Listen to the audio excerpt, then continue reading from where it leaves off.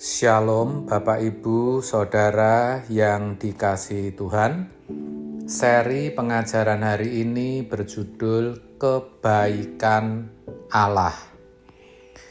Kita sering mengatakan Allah itu baik, sungguh baik dan sangat baik. Apa sih yang kita pahami mengenai kebaikan Allah? Sesungguhnya kebaikan Allah telah dimulai sejak Allah menciptakan manusia. Allah menciptakan manusia sebagai anak-anaknya. Itulah sebabnya dikatakan Adam adalah anak Allah. Seharusnya sesuai dengan rancangan Allah, semua manusia menjadi anak-anak Allah. Inilah kebaikan Allah, di mana manusia diciptakan sebagai anak-anak Allah dan dikehendaki memiliki kemuliaannya.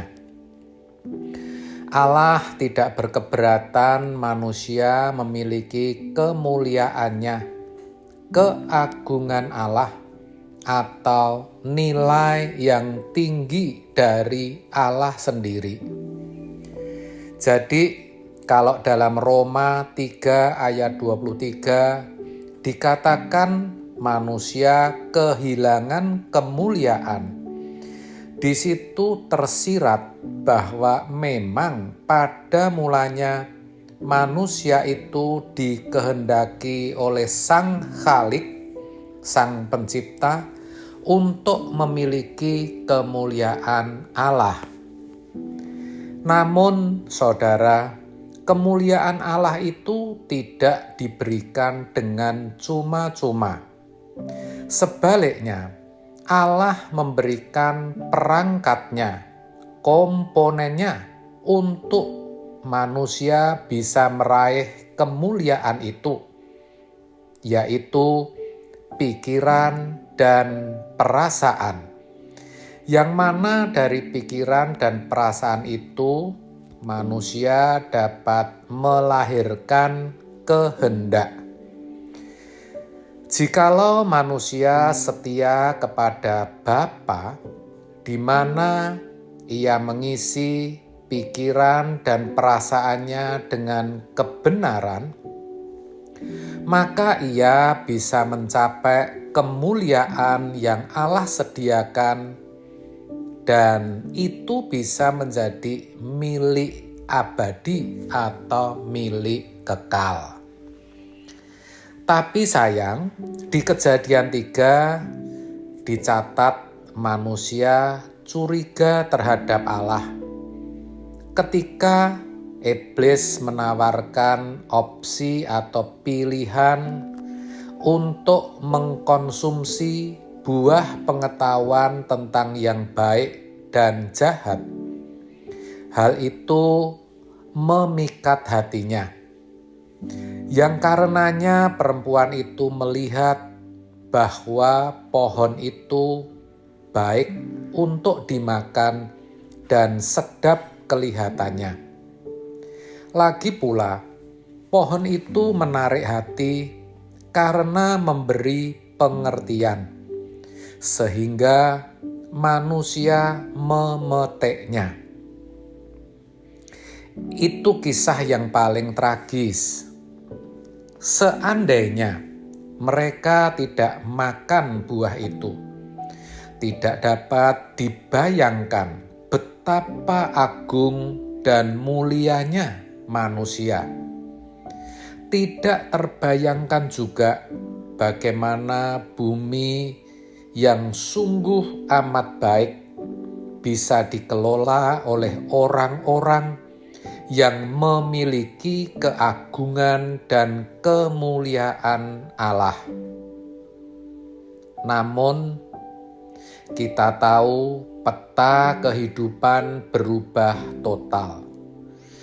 Kita saksikan hari ini, kita juga rasakan, serta kita alami adanya sakit penyakit, kemiskinan, penderitaan, dan kematian. Belum lagi bayang-bayang kebinasaan, di mana manusia terpisah dari Allah. Tetapi Allah yang baik tetap sangat baik. Allah mengembalikan kemuliaan itu karena memang itu rancangan Allah semula. Dan itu bisa terwujud kalau Allah sendiri yang berintervensi. Allah hanya punya satu kali kesempatan untuk itu. Itulah sebabnya dikatakan bahwa Yesus anak tunggal. Itulah sebabnya juga dikatakan bahwa Yesus adalah Adam terakhir. Ini menyiratkan bahwa inilah kesempatan terakhir, sehingga kita bisa membayangkan betapa berat tanggung jawab dan beban Yesus dalam memikul tanggung jawab penyelamatan manusia, agar kemungkinan manusia kembali memperoleh kemuliaan itu dapat terwujud. Setelah Tuhan Yesus berhasil menyelesaikan tugas penyelamatan dan menerima segala kuasa di surga dan di bumi, Dia memberi amanat kepada murid-muridnya. Jadikan semua bangsa muridku.